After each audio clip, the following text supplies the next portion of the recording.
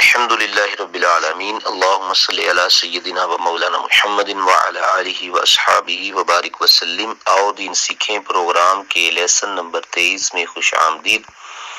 آج ہم نماز کی بقیہ جو چیزیں ہیں وہ سیکھیں گے۔ آج ہم نے تشہد پڑھنا تھا، اس سے پہلے دو سجدوں کے درمیان ایک دعا میں نے آپ کو سینڈ کی ہے۔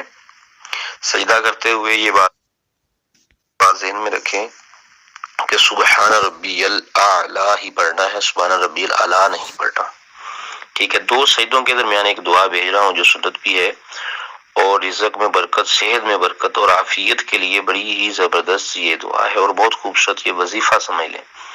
اس سے ایک تو یہ ہوگا کہ آپ نماز کے اندر ہی رہیں گے، آپ کے خیال نہیں بھٹکیں گے۔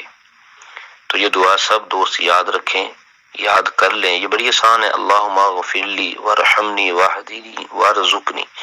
یہ دو سجدوں کے درمیان نفل پڑھیں، سنت پڑھیں، فرض پڑھیں، دو سجدوں کے درمیان یہ دعا لازمی، جب سجدے سے سر اٹھائیں اللہ اکبر کہہ کر پھر یہ دعا کریں، اور اس کے بعد دوسرا سجدہ پھر کریں۔ انشاءاللہ اس کے آپ بہت زیادہ فائدے، یہ بہت زبردست آج وظیفہ میں نے آپ کو سینڈ کیا ہے، تو اس کو یاد کر لیں۔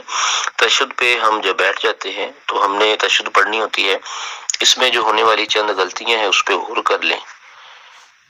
بسم اللہ الرحمن الرحیم۔ التحیات، اب التحیات دیکھ کے اب 2 4 5 بار پڑھیں گے، کیونکہ زبانی تو ساری زندگی ہو گئی ہے پڑھتے ہوئے، تو دیکھ کر ہم اس کو غور کر کے پڑھیں گے تو مزید اگر کوئی اس میں غلطیاں ہوگی انشاءاللہ وہ دور ہو جائے گی۔ اب التحیات، اب تا پر بھی شد ہے اور یا پر بھی شد ہے، تو اگر ہم پڑھیں گے التحیات تو ہم نے شد نہیں پڑھا، تو اس لیے ہم نے شد پڑھنا ہے، شد کو ڈبل پڑھا جاتا ہے، اور ہا کو ہا پڑھنا ہے۔ التحیات، التحیات، ہا کو یا کے ساتھ ملانا ہے اور یا کو زور دینا ہوتا ہے۔ التحیات للہ والصلوات، اب صاد ہے سین نہیں، والصلوات نہیں، والصلوات والطیبات، یہ طا ہے تا نہیں ہے۔ السلام علیکہ، یہ عین ہے حمزہ نہیں ہے۔ السلام علیکہ ایہا نہیں، ایہا النبی ورحمۃ اللہ وبرکاتہ۔